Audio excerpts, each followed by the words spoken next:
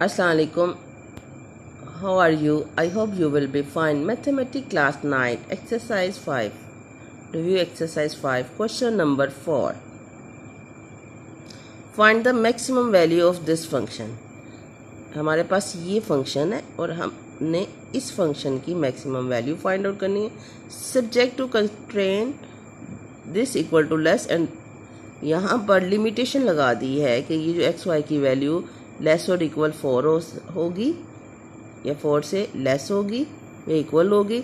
और यहाँ पर लिमिटेशन आपको कंस्ट्रेंट बता दिया गया है कि x की वैल्यू ग्रेटर टू 0. इसका मतलब है x पॉजिटिव होगा, 0 x की वैल्यू पॉजिटिव होगी या 0 होगी, 0 होगी या 0 से ग्रेटर होगी. और y की value greater and equal to 0 का मतलब है y की वैल्यू भी पॉजिटिव होगी, नेगेटिव नहीं होगी. 0 या पॉजिटिव होगी इसका मतलब ये फर्स्ट क्वाड्रेंट में लाई करेगा. सबसे पहले कोरस्पॉन्डिंग इक्वेशन में लिखेंगे. हमारे पास जस्ट एक ही इनइक्वालिटीज़ थे ना, तो हम इसको अब इक्वेशन 1 और 2 का नाम नहीं देंगे. अगर हमारे पास 2 इनइक्वालिटीज़ होती फिर इक्वेशन 1 और 2 का नाम. यहाँ पर जस्ट एक है तो इजी हो गया क्वेश्चन. इसमें आपने जस्ट इसको कोरस्पॉन्डिंग इक्वेशन में लिखेंगे, लेस देन इक्वल की जगह इक्वल साइन और 4. और सेम वही मेथड है, x की जगह 0 पुट करें, x की जगह 0 हो जाएगा तो y किसके इक्वल आ जाएगा 4 के. फिर y की जगह 0 पुट कर दें तो ये देखें मैंने y की जगह 0 पुट कर दिया. x प्लस 0 तो x होता है तो ये 4, तो x की वैल्यू 4 और y की वैल्यू भी 4 है. अब इसको रिप्रेजेंट करेंगे कैसे, ये देखें एक्स वाई प्लेन मैंने ड्रा की. तो x की जगह मैंने कि 4 का मतलब है इस पॉइंट पे x 4 है और y 0 है, ये देखें. और इस पॉइंट पे y की 4 है और x 0 है, ये देखें y की 4 x 0. अब हम इसका शेडेड रीजन देखेंगे किस ट्रू है या फॉल्स है. देखें पहले ये 0 लेस देन है 4 से, x और y की जगह 0 पुट कर देंगे, होल टर्म 0 हो जाएंगे ना, तो ट्रू है, 0 लेस होता है. तो अब इसका जो शेडेड रीजन है मूव टुवर्ड द ओरिजिन होगा. ये देखें आपका जो शेडेड एरिया है मूव टुवर्ड ओरिजिन. अब इसके कॉर्नर पॉइंट देखते हैं. यहाँ पर क्या है 0 0, x भी 0 y भी 0. और इस पॉइंट पे x की 4 है और y 0, ये x की 4 y की 0. और इस पॉइंट पे हमारे पास x 0 था और y 4 था, x 0 y 4. तो हमारा फंक्शन क्या था जिसको हमने मैक्सिमाइज करना था वो लिखेंगे. x की जगह 0 और y की जगह 0, तो 0 आ जाएगा. 4 इंटू 0 तो 0 ही होता है ना, 0 में 0 ऐड करेंगे. फिर अदर कॉर्नर पॉइंट पुट करेंगे 0 4. इसका मतलब है 0 4 में x की जगह 0, कॉमे के बाद वाली वैल्यू y की होती है, y की जगह 4, तो 4 4 16, 16 आपका फंक्शन की वैल्यू आ जाएगी. नेक्स्ट था 4 एंड 0, तो इसका मतलब है x की जगह हम 4 पुट करेंगे और y की जगह पर 0. 0 इंटू 4 तो 0, 4 प्लस 0 तो 4. तो मैक्सिमम फंक्शन हमारा कौन सा आएगा, ये देखें 4 16 और 0, तो मैक्सिमम वैल्यू 16 है. तो मैक्सिमम वैल्यू फंक्शन की 16 है. किस कॉर्नर पॉइंट पे एट 0 4 पे. Look at the next question, last question of this exercise. Question number 5. Find maximum value of this function. हमने इस फंक्शन की मिनिमम वैल्यू फाइंड आउट करनी है. सब्जेक्ट टू कंस्ट्रेंट क्या है, एक्स वाई की value greater and equal to 3 ये, और x और y की वैल्यू ग्रेटर और इक्वल टू 2 है. यानी ये लिमिटेशन बता दी गई हैं कि एक्स वाई की वैल्यू ग्रेटर और इक्वल टू 3 हो सकती है और एक्स वाई की वैल्यू ग्रेटर और इक्वल टू 2 है. और यहाँ पर x ग्रेटर टू 0, x की वैल्यू या तो 0 होगी और या 0 से ज़्यादा होगी, तो अब यानी पॉजिटिव होगी, नेगेटिव नहीं होगी. और y ग्रेटर एंड इक्वल का मतलब है y की वैल्यू 0 होगी या फिर 0 से बड़ी होगी, लेकिन ये पॉजिटिव होगी, नेगेटिव नहीं होगी. इसका मतलब ये फर्स्ट क्वाड्रेंट में लाई करेंगे. एसोसिएटेड फॉर्म में लिखेंगे तो ये ग्रेटर और इक्वल की जगह इक्वलिटी का साइन और इक्वेशन 1. और अब यहाँ पर 2 इक्वेशन है तो हम सेकंड इक्वेशन को भी लिखेंगे एसोसिएटेड फॉर्म में, इक्वेशन 2. और इक्वेशन 1 के सॉल्व करने का वही मेथड है. x की जगह 0 पुट करेंगे, तो देखिए मैंने इक्वेशन 1 लिखी और x की जगह 0, तो 0 में 3y ऐड करेंगे तो 3y, 3 मल्टीप्लाई और इधर आके डिवाइड, 3 डिवाइडेड बाई 3 1 आ जाएगा.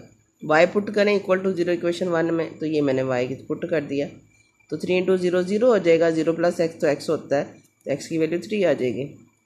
अब इक्वेशन 2 मैंने लिखी, एक्स की जगह 0 पुट कर दें, तो एक्स की जगह 0 पुट कर दिया तो 0 + y तो y है, y की वैल्यू 2 आ गई। y की जगह 0 पुट कर देंगे तो x + 0 x आ जाएगा और x की वैल्यू 2 आ जाएगी। अब हमने इनका ज़ीरो टेस्ट करना है। देखें x और y अगर दोनों 0 हो तो ये सारा एरिया 0 हो जाएगा, 0 ग्रेटर है 3 से, फॉल्स। और इधर x और y की जगह 0 तो 0 ग्रेटर है 2 से, तो भी फॉल्स।